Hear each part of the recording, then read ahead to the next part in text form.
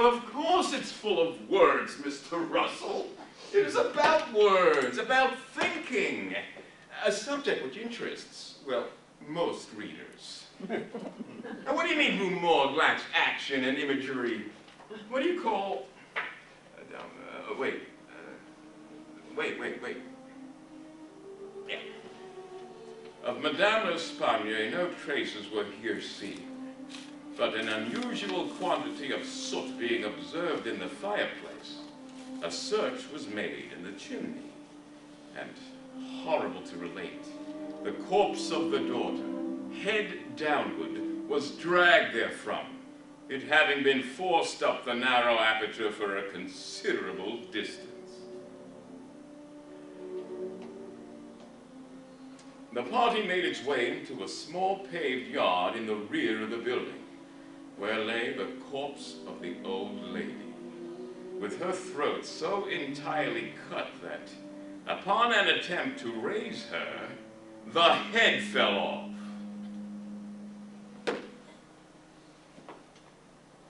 Oh, you like the story's surprise ending? The impossible murderer? I'm pleased to hear it, Mr. Pitt, isn't it? I'm particularly proud of that little invention. How did I write it? How? My dear friend, a magician doesn't reveal his tricks. Okay. Writers preferred understood that they composed by ecstatic intuition and shudder at letting the public take a peek behind the scenes at the crudities of thought, the painful erasures, the wheels and pinions that clutter the creative process. But all right, I am fearless today. I'll give you a glimpse into my creative method. Oh, I have a letter here that will assist.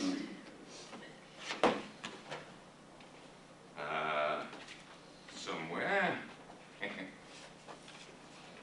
Yes, here. From Mr. Charles Dickens. Now, he alludes to my review of his Barnaby Rudge and my enthusiasm for its surprise ending. And then he writes, by the way, are you aware that Godwin wrote his Caleb Williams backwards? He first involved his hero in a web of difficulties forming the second volume of the novel, and then, for the first, cast about him for some mode of accounting for what had been done. Well, I'm not alone, you see, in contending that a plot must be built from the end to the beginning. Well, in the case of Rue Morgue, I did not begin writing the tale until I had first settled on its conclusion. Well, gentlemen, my reason for mentioning Rue Morgue was to demonstrate how it figures into my present financial situation. Consider, in Paris, the story was published by one newspaper, from which it was stolen and reprinted in another. The first paper sued the second for copyright infringements and lost when the French court revealed that the story sprang originally from the mind of, I can quote this verbatim, an extraordinarily imaginative American, a Mr. E. Poe. So consequently, the story was not legally protected in France at all. You know, I anticipate an even more nefarious plagiarism in England. The theft of the very type of story introduced with Rue Morgue. London's professional police force has been in existence for over a decade now. Consequently, an interest in crime stories over there seems limitless. Consider, the protagonist of my mysteries is a brilliant eccentric who relishes music and rare books.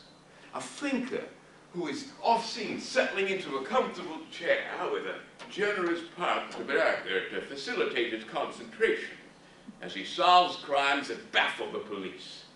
And he shares lodgings with an educated companion who chronicles the adventures of his amazing friend for the world to read.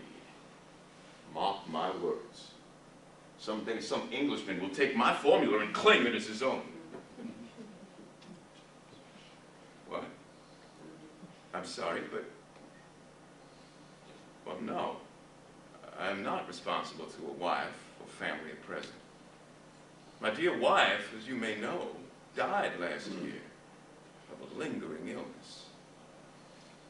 She was my life, my child bride, only 24, when, after our 10 years together, she...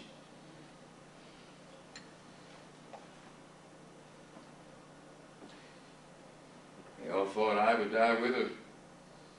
Once, I confess, I tried with an overdraft of laudanum.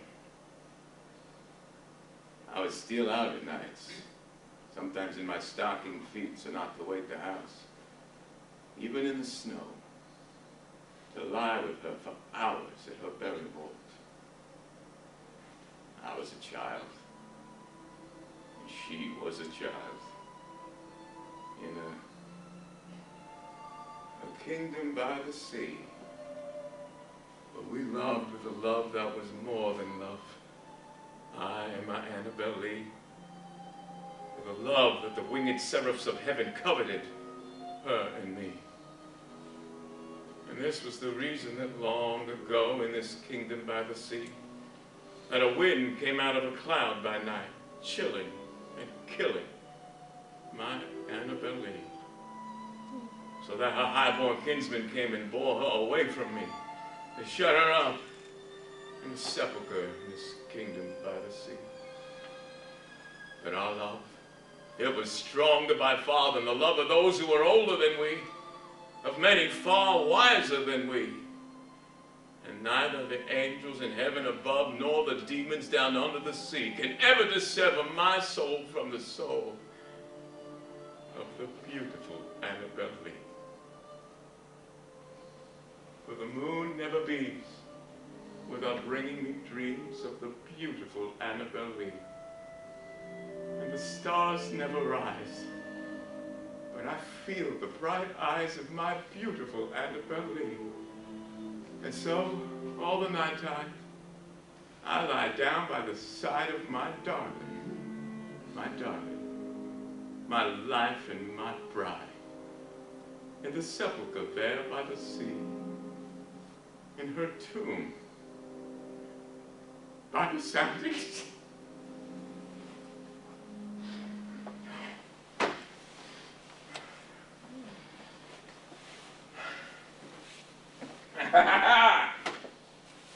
But I still have a future, and I have made up my mind not to die until it is done.